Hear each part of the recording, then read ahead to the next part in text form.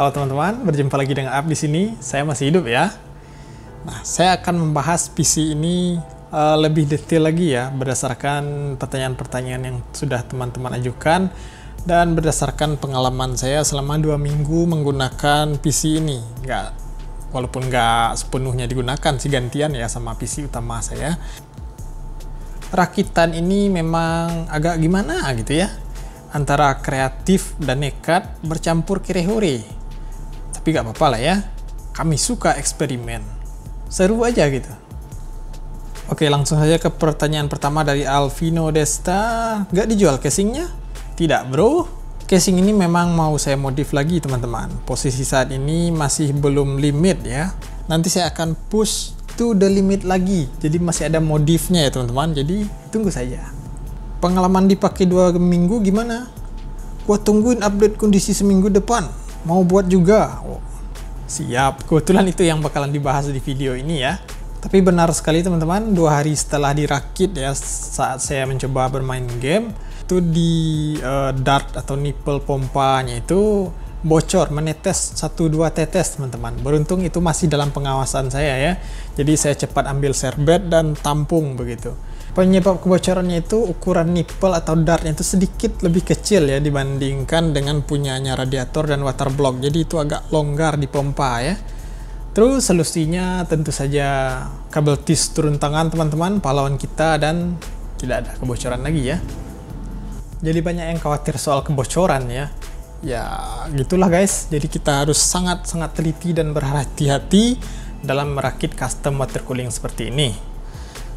Kebocoran tadi juga disebabkan selang yang kurang rapat dan elastis ya, maka dari itu sebaiknya menggunakan selang silikon teman-teman. Nah, inilah dia teman-teman, selang silikon, diameter dalamnya 8 mm ya, ini lebih elastis, lebih tahan panas, potensi kebocorannya jauh lebih sedikit ya. Pertanyaan selanjutnya soal coolant ya. Penggantian airnya bagusnya tiap berapa periode? Kemudian apakah aman untuk jangka waktu 5 tahun? Jadi air radiator sepeda motor itu titik didihnya sangat tinggi teman-teman. Jadi sangat sulit untuk menguap ya. Ini makanan sebenarnya saja untuk mesin sepeda motor ya, yang jauh lebih panas dari prosesor gitu ya. Jadi menurut saya 5 tahun pun nggak perlu diganti lah airnya ya, asalkan bisa membuat tutup reservoir yang rapat sehingga debu tidak masuk ke dalam airnya begitu. Nah, ini statement selanjutnya dari Irfan Maulana berhubungan dengan tutup reservoir tadi ya. Lama-kelamaan itu air radiatornya kecampur debu dan bercampur air embun, soalnya nggak ditutup. Betul sekali. Setelah 2 minggu dipakai, saya lihat di reservoirnya itu ada 1-2 puluhan butiran debu teman-teman. Di samping masih ada sedikit gelembung-gelembung udara. Kalau menguap airnya sih enggak ya, cuma debu itu kayak kesedot gitu ya ke dalam celah-celah botolnya itu karena efek aliran airnya mungkin ya. Oleh karena itu, di rakitan water cooling selanjutnya saya akan memakai reservoir atau botol yang sudah memakai tutup yang cukup besar.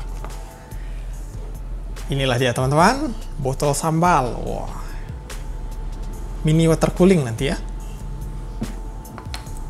Next, bisa di overclock nggak? Ini typo ya, SO, S dekat D, O dekat I.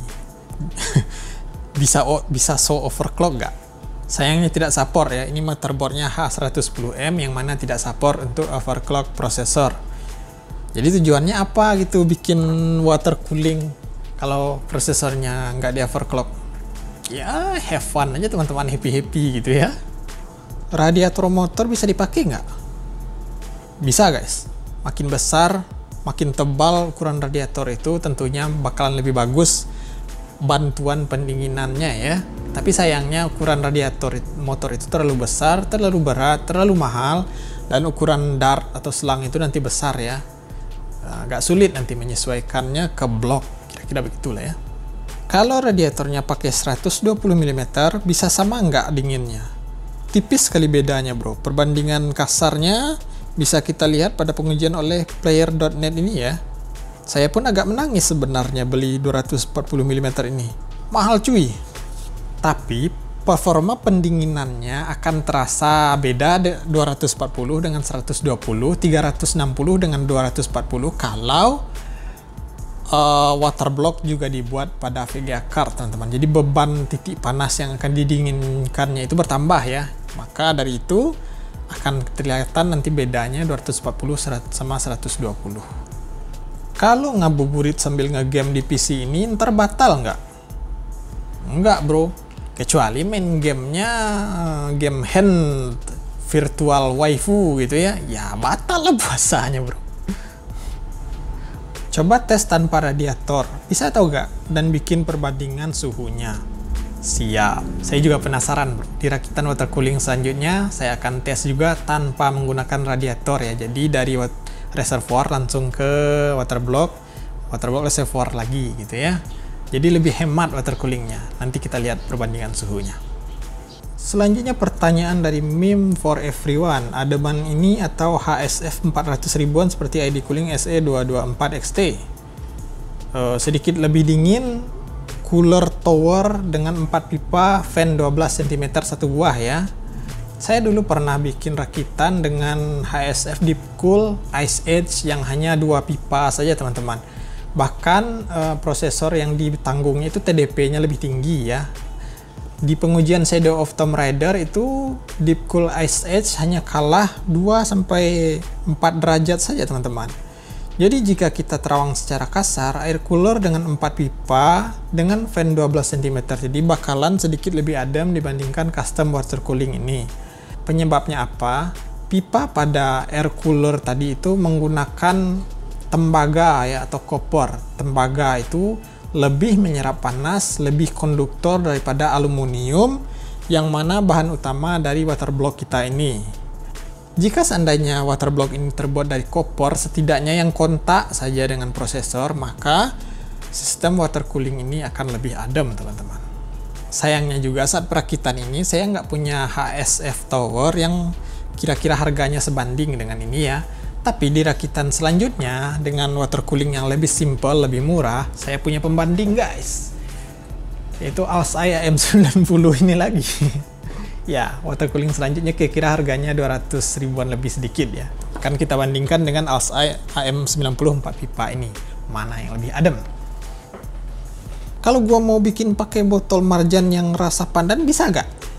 Tidak bisa bro, bisanya pakai botol sambal, oke? Di video Life of Boris pakai botol vodka, cairannya vodka. Coba cairannya pakai ciu atau miras lain lah. Ciu bro, dikira jurus dewa mabuk kali ya. Oke, alkohol itu titik didihnya rendah guys ya. Jadi alkohol itu mudah menguap, cepat kali hilangnya. Coba tumpahin deh alkohol ke meja gitu, cepat kali ngilangnya gitu ya. Jadi nggak pantas gitu ya cairan beralkohol dijadikan cooler gitu ya, walaupun kesannya airnya dingin gitu ya. Pertanyaan selanjutnya, marjannya ini bisa ditambahin es nggak? Nggak bisa bro, nggak muat bro. Lalu ada pernyataan yang waras dari Iqbal Widyadana, pompa airnya gampang rusak kalau berada di luar air soalnya panas. Nah, pompa Kirihori ini didesain untuk bekerja 24 jam ya, di luar maupun di dalam air. Jadi kalau kita terapkan ke PC gaming yang kerjanya tidak 24 jam itu bisa diandalkan lah menurut saya guys. Tapi nggak tahu lah ya seberapa panjang umurnya nanti. Karena saya juga belum pernah merasakan ya. Ini aja baru 2 minggu gitu ya. Tapi saya rasakan suhunya nggak panas juga kok. Biasa aja. Nggak meledakkah CPU-nya? Nggak jadi jump scare teman-teman karena nggak lucu lagi ya. Nah, di perakitan ini saya belum kasih hasil benchmark dari 3D Mark ya. Kemudian dayanya juga belum ya. Berdasarkan hasil uji Time Spy 3D Mark, didapatkanlah skor 2343 teman-teman. Kemudian skor Fire Strike-nya di 6165. Top skornya itu masih dipegang Kingpin dengan 61206. Ya, masih beda-beda tipis lah ya dengan ini. Lalu soal daya, rakitan ini mungkin water cooling terhemat kali ya saat ini. Standby hanya di 46 watt saja teman-teman. Kemudian kerja-kerja biasa, editing rendering yang ringan itu di 60-75 watt. Kemudian gaming full load, prosesor dan VGA itu di 120-130 watt saja. Sangat ramah ya. Jadi kalau hemat daya itu musuh PLN atau sobat PLN ya? Musuh berarti ya. Oke lah teman-teman. Terima kasih banyak sudah menonton. Terima kasih banyak juga kepada teman-teman yang sudah membantu konten ini dengan mengajukan pertanyaan. Seperti biasa, kritik, saran, dan tanggapannya saya tunggu di kolom komentar. Jika ada ide yang lebih gila juga silakan dituliskan juga teman-teman. Sekian dulu. Ini udah jam 9, saya harus mulai kerja teman-teman. Terima kasih banyak sudah menonton sekali lagi. Kita berjumpa lagi di video selanjutnya.